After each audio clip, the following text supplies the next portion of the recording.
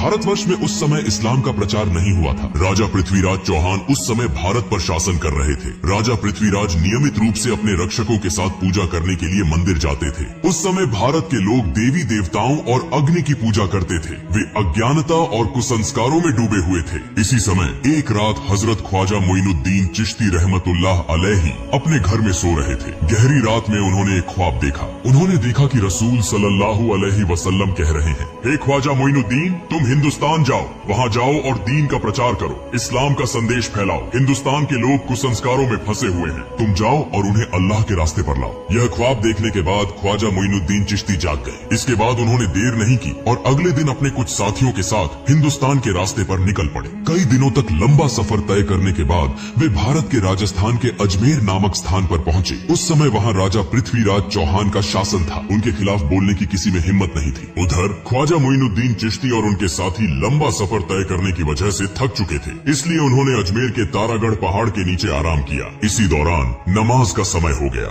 ख्वाजा मोइनुद्दीन चिश्ती ने अपने साथियों से कहा, तुम पानी की तलाश करो क्योंकि वुजू करना जरूरी है, नमाज का समय हो गया है। तब उनके दो साथी एक लोटा लेकर पानी की तलाश में निकले। कुछ दूरी पर जाकर उन्होंने एक विशाल झील देखी जो आज के समय में आना सागर के नाम से जानी जाती है। वे आना सागर के पास पहुंचे और देखा कि राजा की सेना ने आना सागर को चारों ओर से घेर रखा है। उन्हें देखते ही सैनिकों ने पूछा, तुम लोग कौन हो? इससे पहले तुम्हें यहाँ कभी नहीं देखा, यहाँ क्या चाहिए? साथी दोनों ने कहा, हम ख्वाजा मोइनुद्दीन चिश्ती के शिष्य हैं, हम यहाँ वुजू करने के लिए थोड़ा पानी लेने आए हैं। यह सुनकर वहाँ मौजूद सारी सेना जोर जोर से हंसने लगी और कहने लगी, क्या तुमने राजा पृथ्वीराज का नाम नहीं सुना? उनके आदेश का उल्लंघन करने पर कठोर सजा मिलती है। इस झील से कोई और पानी नहीं ले सकता। पानी को हाथ लगाना भी मना है क्योंकि इससे पानी अपवित्र हो जाएगा। यह कहकर उन्होंने उन दोनों को भगा दिया। दुखी मन से वे दोनों ख्वाजा मोइनुद्दीन चिश्ती के पास लौट आए। तब ख्वाजा मोइनुद्दीन चिश्ती ने पूछा, तुम्हारे साथ क्या हुआ? क्या तुम्हें पानी नहीं मिला? उन दोनों ने कहा, हुजूर, पानी तो मिला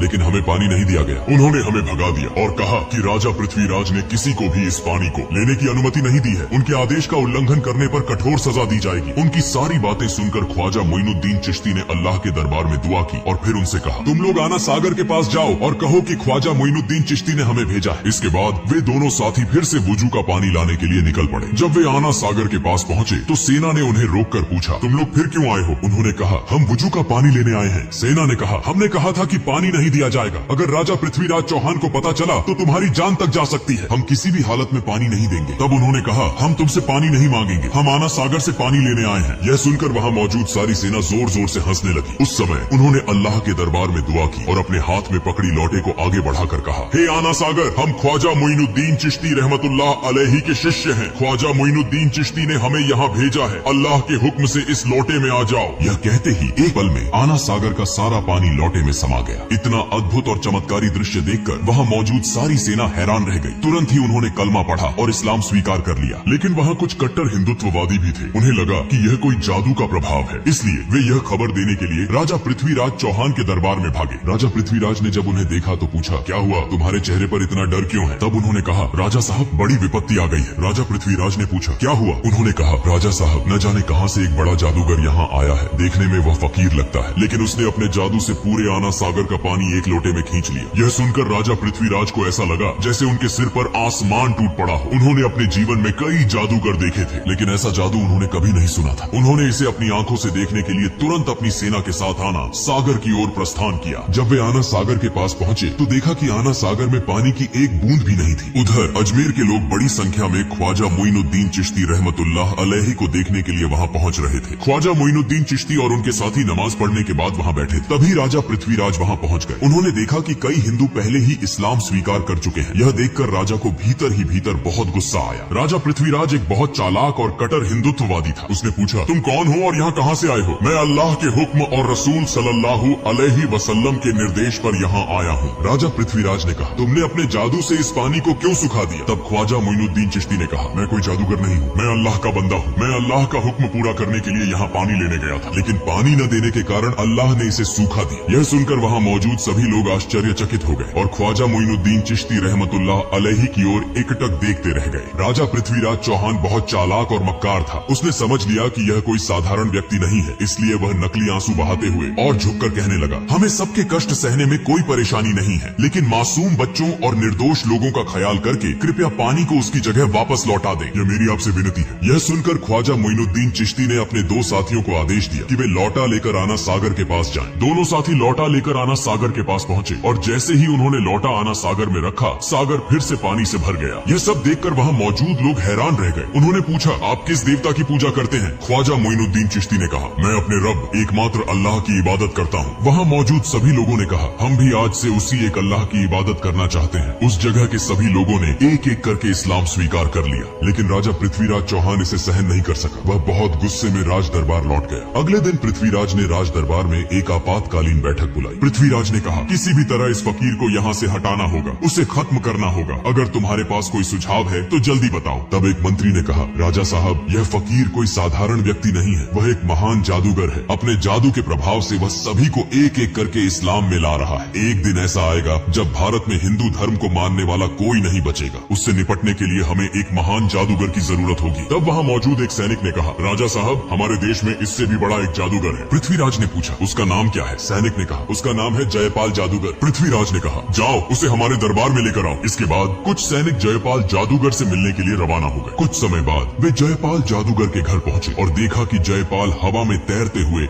गहरी ध्यान अवस्था में है। जैसे ही उसने सैनिकों को देखा, वह नीचे उतर आया और कहा, राजा ने तुम्हें भेजा है ना? यह सुनकर सैनिक चौंक गए। उन्होंने सोचा कि अब काम बन जाएगा। उन्होंने सारी बातें जयपाल जादूगर को बताई। फिर वे जयपाल जादूगर को राज दरबार में लेकर आए। जयपाल ने पूछा, राजा साहब, आपने मुझे क्यों बुलाया है? राजा पृथ्वीराज ने कहा, हमने सुना है कि आप भारत के सबसे बड़े जादूगर हैं। हम एक बड़ी समस्या में फंसे हैं और आपको इसे हल करना होगा। जयपाल ने कहा, बताइए, मैं आपके लिए क्या कर सकता हूँ? पृथ्वीराज ने कहा, आप भी हिंदू हैं और हम सभी हिंदू हैं, लेकिन कहीं से एक फकीर आया है। वह अपने जादू के प्रभाव से एक एक करके सभी को हिंदू धर्म छोड़कर इस्लाम में ले जा रहा है। आपको उससे मुकाबला करना होगा। अगर आप उसे देश से भगा सकते हैं या उसे खत्म कर सकते हैं तो आपको एक बड़ा इनाम दिया जाएगा। यह सुनकर जयपाल जादूगर ने कहा, महाराज, आप चिंता न करें। कितने बड़े बड़े जादूगर मेरे सामने झुके हैं और यह तो केवल एक साधारण फकीर है। इसे खत्म कर ही मैं आपके सामने आऊंगा। इसके बाद जयपाल जादूगर अपने जादू की मदद से गरीब नवाज ख्वाजा मोइनुद्दीन चिश्ती रहमतुल्लाह अलैहि को खोजने निकला। कुछ दूर जाने के बाद जयपाल जादूगर ने देखा कि ख्वाजा मोइनुद्दीन चिश्ती रहमतुल्लाह अलैहि तारा पर्वत की एक चट्टान के कोने में अल्लाह की इबादत में मग्न है। वह कोई दिशा नहीं देख रहे। यह देखकर जयपाल जादूगर पीछे से उस दिशा में बढ़ा और बोलने लगा, इस फकीर को मारना मेरे लिए कोई बड़ी बात नहीं है। मैंने पीछे से आकर देखा भी नहीं। यह कौन सा जादू है? यह कहकर उसने अपने जादू से उस पर्वत से एक विशाल चट्टान को उठाया और जैसे ही वह ख्वाजा मोइनुद्दीन चिश्ती को दबाने के लिए जा रहा था, ख्वाजा मोइनुद्दीन चिश्ती रहमतुल्लाह अलैहि ने अपनी अंगुली उठाकर कहा, हे तारा पर्वत की चट्टान, क्या तुम नहीं देख रहे कि मैं अल्लाह की इबादत कर रहा हूँ? अगर तुम अल्लाह की तरफ से आई हो तो मुझे दबाकर मार दो, और अगर तुम शैतान की तरफ से आई हो तो वहीं खड़ी रहो। यह सुनते ही चट्टान वहीं रुक गई, 1 इंच भी नहीं हिली। जयपाल जादूगर एक के बाद एक जादू दिखा रहा था, लेकिन कुछ भी कर नहीं पा रहा था। इस शक्ति को देखकर जयपाल जादूगर हैरान और चकित हो गया। उसने समझ लिया कि यह साधारण व्यक्ति नहीं है और मेरे जादू का यहाँ कोई असर नहीं होगा। इसलिए बिना देर किए जयपाल जादूगर ने ख्वाजा मोइनुद्दीन चिश्ती रहमतुल्लाह अलैहि के सामने हार मान ली और इस्लाम धर्म स्वीकार कर लिया। अगले दिन से पूरे भारत में यह खबर फैल गई कि भारत का सबसे बड़ा जादूगर जयपाल एक फकीर के सामने हार गया और उस फकीर का नाम गरीब नवाज ख्वाजा मोइनुद्दीन चिश्ती रहमतुल्लाह अलैहि था। उसने इस्लाम धर्म अपनाया और उसी रब की इबादत की जिसके सामने किसी भी शक्ति का मुकाबला नहीं हो सकता। भारत के लोग कहने लगे, वह जिस रब की इबादत करता है उसकी शक्ति कितनी बड़ी होगी कि उसका सामना करने के लिए कोई भी शक्तिशाली नहीं है। हमें भी उसी रब की इबादत करनी चाहिए। यह कहकर लोग दल बदल कर इस्लाम धर्म अपनाने के लिए ख्वाजा मोइनुद्दीन चिश्ती रहमतुल्लाह अलैहि के पास जाने लगे। यह खबर पाकर राजा पृथ्वीराज चौहान बहुत चिंतित हो गया। वह समझ नहीं पा रहा था कि अब क्या करे। तब एक मंत्री ने कहा, राजा साहब, जयपाल जादूगर ने इस्लाम धर्म स्वीकार कर लिया है और बहुत से लोग एक एक करके इस्लाम धर्म अपनाने जा रहे हैं। मुझे लगता है कि वह साधारण व्यक्ति नहीं है, उसकी बहुत शक्ति है, उसे हराना असंभव है। हमें उसकी बात माननी चाहिए। राजा पृथ्वीराज चौहान ने कहा, इतनी आसानी से मैं हार मानने वाला नहीं हूँ, इसलिए तुम लोग जाओ और उस फकीर को यहाँ बुला कर लाओ। इसके बाद कुछ सैनिक उस फकीर के पास खबर देने के लिए रवाना हो गए। वे वहाँ पहुँचे और कहने लगे, राजा साहब आपको बहुत महत्वपूर्ण बात करने के लिए बुला रहे हैं। तब ख्वाजा मोइनुद्दीन चिश्ती रहमतुल्लाह अलैहि खुद राजपथ पर राजा पृथ्वीराज चौहान से मिलने के लिए निकल पड़े। इसी दौरान उस इलाके में एक हिंदू पंडित था जो रोज पूजा करने मंदिर जाता था और मूर्तियों के सामने दूध अर्पित करता था। एक दिन उसकी बेटी ने पंडित से पूछा, पिताजी, आप रोज दूध लेकर मंदिर जाते हैं और वह दूध मूर्तियों के सामने डालते हैं, क्या मूर्तियाँ दूध पीती हैं? पंडित ने कहा, बिल्कुल नहीं, मूर्तियाँ कभी दूध नहीं पीती, हम उन्हें पूजा करते हैं। उसकी बेटी ने कहा, पिताजी, मैं देखना चाहती हूँ कि क्या सचमुच यह मूर्तियाँ दूध पीती हैं? पंडित ने कहा, ऐसी बातें नहीं करनी चाहिए, यह हमारे भगवान की मूर्तियाँ हैं, क्या मूर्तियाँ कभी दूध पीती हैं? लेकिन उसकी बेटी ने कहा, पिताजी मैं आज दूध लेकर जाती हूँ और देखती हूँ कि ये मूर्तियाँ सच में दूध पीती हैं या नहीं। फिर एक दिन उसकी बेटी दूध लेकर मंदिर पहुँची और मूर्तियों के सामने कहने लगी, तुम हमारे भगवान हो तो तुम्हें तो मेरी बात सुननी चाहिए। मैंने दूध लाकर लाया है, तुम इसे पी लो। लेकिन मूर्तियों से कोई उत्तर नहीं मिला। लड़की फिर बोली, क्या हुआ? क्या तुम मेरी बात नहीं सुन रहे हो? तुम इस दूध को पियो, मैं इसे अपनी आंखों से देखना चाहती। लेकिन मूर्तियों से कोई उत्तर नहीं आया। तब लड़की ने खुद अपना सिर मूर्तियों के सामने धर लिया और रोते रोते खून बहाने लगी। ठीक उसी समय गरीब नवाज ख्वाजा मोइनुद्दीन चिश्ती रहमतुल्लाह अलैहि वहाँ से गुजर रहे थे। उन्होंने रोने की आवाज सुनी और मंदिर में प्रवेश किया। उन्होंने देखा कि एक लड़की का सिर खून से सना हुआ था और वह जोर जोर से रो रही थी। तब ख्वाजा मोइनुद्दीन चिश्ती रहमतुल्लाह अलैहि ने उसे पूछा, बेटी तुम्हें क्या हुआ? लड़की ने कहा, देखिए बाबा, मैं दूध लेकर आई थी इस मूर्ति को खिलाने के लिए, लेकिन वह मेरी बात नहीं सुन रही है। तब ख्वाजा मोइनुद्दीन चिश्ती रहमतुल्लाह अलैहि ने कहा, माँ, मूर्ति कभी बात नहीं कर सकती और न ही खा सकती है। फिर लड़की ने फिर से अपना सिर झुका दिया और खून बहाने लगी। लड़की की इस भक्ति को देखकर ख्वाजा मोइनुद्दीन चिश्ती रहमतुल्लाह अलैहि हैरान हो गए। उन्होंने मूर्ति के सामने जाकर मूर्ति के कान पकड़ते हुए कहा, मैं ख्वाजा मोइनुद्दीन चिश्ती कह रहा हूँ, क्या तुम सुन नहीं रहे हो? इस निष्पाप लड़की को तुम क्यों रुला रहे हो? यह दूध पी लो। यह कहते ही मूर्ति ने दूध पीना शुरू कर दिया। यह देखकर लड़की बहुत खुश हुई और आनंदित होकर वहाँ से चली आई। जब लड़की गाँव में पहुँची तो बहुत से लोग यह कहने लगे, यह लड़की शायद कोई गलत काम करके आई है। सब लोग उसे बदनाम कर रहे थे। अब हमारा क्या होगा? वहाँ लड़की के पिता भी उपस्थित थे। सब लोग कहने लगे, क्या हुआ? तुम्हारी यह हालत क्यों हुई? लड़की ने कहा, पिताजी मैं मूर्ति को दूध पिलाकर आई हूँ। यह सुनकर सभी लोग हैरान हो गए और कहने लगे, यह लड़की झूठ बोल रही है, मूर्तियाँ कभी दूध नहीं पीती। वह अपनी गलतियों को छिपाने के लिए हमसे धोखा दे रही है। लड़की ने फिर से आंसुओं के साथ विनम्रता से कहा, मैं बहुत बार कहने के बाद भी जब मूर्ति ने दूध नहीं पिया तो मैंने अपना सिर झुका दिया और खून बहाना शुरू कर दिया। ठीक उसी समय एक फकीर बाबा वहाँ आए,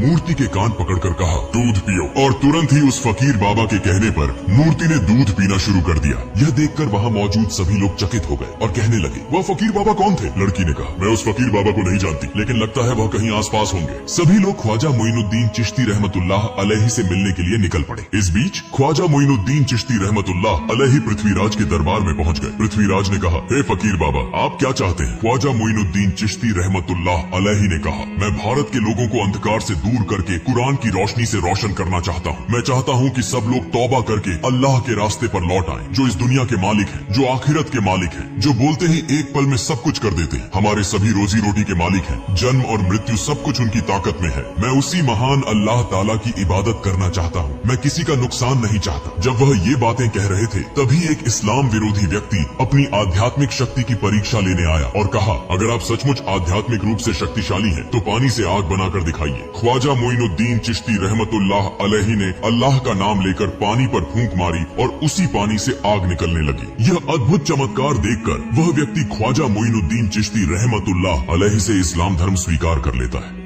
इस समय दरबार के सभी लोग, राजा पृथ्वीराज भी यह समझ गए कि ऐसे अल्लाह वाले व्यक्ति के साथ कभी मुकाबला नहीं किया जा सकता। कई चमत्कारी घटनाओं को देखकर उन्होंने कोई देर नहीं की, माफी मांगी और साथ ही ख्वाजा मोइनुद्दीन चिश्ती रहमतुल्लाह अलैहि के हाथों में हाथ डालकर उनके मुरीद बन गए और इस्लाम धर्म स्वीकार कर लिया। ख्वाजा मोइनुद्दीन चिश्ती रहमतुल्लाह अलैहि ने उन्हें माफ कर दिया। फिर ख्वाजा मोइनुद्दीन चिश्ती रहमतुल्लाह अलैहि वहाँ से चले गए और अपने साथी संगियों के साथ तारागढ़ पहाड़ के उस स्थान पर स्थित हो गए। ख्वाजा मोइनुद्दीन चिश्ती रहमतुल्लाह अलैहि जब एक स्थान पर अल्लाह की इबादत में मग्न थे, ठीक उसी समय एक हिंदू पंडित और अन्य लोग उस स्थान से गुजर रहे थे। तब पंडित की बेटी ने कहा, देखो वह फकीर बाबा जो बैठे हैं, वही फकीर बाबा अपने शब्दों से मूर्ति को दूध पिलाए थे। फिर वे सभी ख्वाजा मोइनुद्दीन चिश्ती रहमतुल्लाह अलैहि के पास पहुँचे और कहा, हे फकीर बाबा, आप कौन हैं और आप किस जादू को जानते हैं कि आपकी बातों से मूर्ति दूध पीने लगी? ख्वाजा मोइनुद्दीन चिश्ती रहमतुल्लाह अलैहि ने कहा, मैं तो अल्लाह का एक बंदा हूँ, मेरी बातों से कुछ नहीं होता, जो अल्लाह कहता है वही होता है, मैं उसी अल्लाह की इबादत करता हूँ। तब उन्होंने कहा, हम आज से उस अल्लाह की इबादत करना चाहते हैं। इस भारत में तो सब लोग एक एक करके इस्लाम धर्म स्वीकार कर रहे हैं, हमें भी इस्लाम धर्म स्वीकार कराइए। फिर वे सभी इस्लाम धर्म स्वीकार कर गए। कुछ दिनों बाद ख्वाजा मोइनुद्दीन चिश्ती रहमतुल्लाह अलैहि एक जंगल के बीच से गुजर रहे थे। रास्ते में उन्होंने देखा कि कुछ हिंदू पंडित और वहाँ मौजूद लोग अग्नि पूजा कर रहे थे। यह देखकर ख्वाजा मोइनुद्दीन चिश्ती रहमतुल्लाह अलैहि उनके पास गए और कहा, आप लोग आग की पूजा क्यों क्यों कर रहे हैं? यह आग आपको क्या फायदा देती है? तब उन्होंने कहा, यह आग हमारा खुदा है, हम इसे खुश कर रहे हैं ताकि मौत के बाद नरक की आग से मुक्ति मिल सके। ख्वाजा मोइनुद्दीन चिश्ती रहमतुल्लाह अलैहि ने कहा, ठीक है, अगर आप आग को खुश कर रहे हैं तो इसे छू कर देखिए, देखें क्या आग आपको जला देती है। एक व्यक्ति ने कहा, यह क्या कह रहे हैं, आग को छूने से हाथ जल जाएंगे। ख्वाजा मोइनुद्दीन चिश्ती रहमतुल्लाह अलैहि ने कहा, आप लोग उस खुदा की इबादत कर रहे हैं जो आपको जला देगा, लेकिन मैं ऐसे खुदा की इबादत करता हूँ जिसके हुक्म से आग ठंडी हो जाती है। यह सुनकर एक अन्य हिंदू पंडित जोर से हंसा और कहा,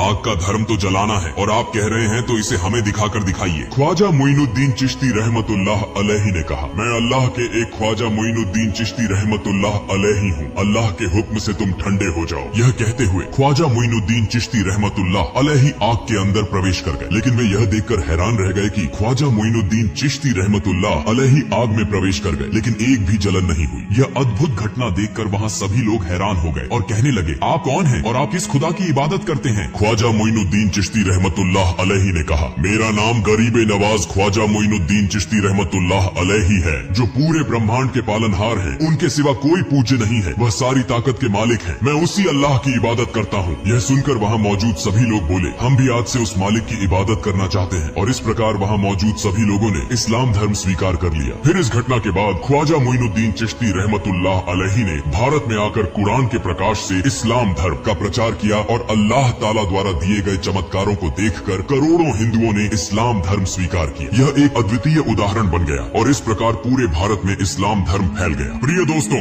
अगर आप चाहते हैं कि ख्वाजा मोइनुद्दीन चिश्ती रहमतुल्लाह अलैहि के निधन के बाद हुए चमत्कारों का पाठ हम आपके साथ साझा करें, तो कृपया कमेंट बॉक्स में लिखें, और आज के वीडियो के बारे में आपकी राय क्या है कृपया कमेंट करें। आमीन।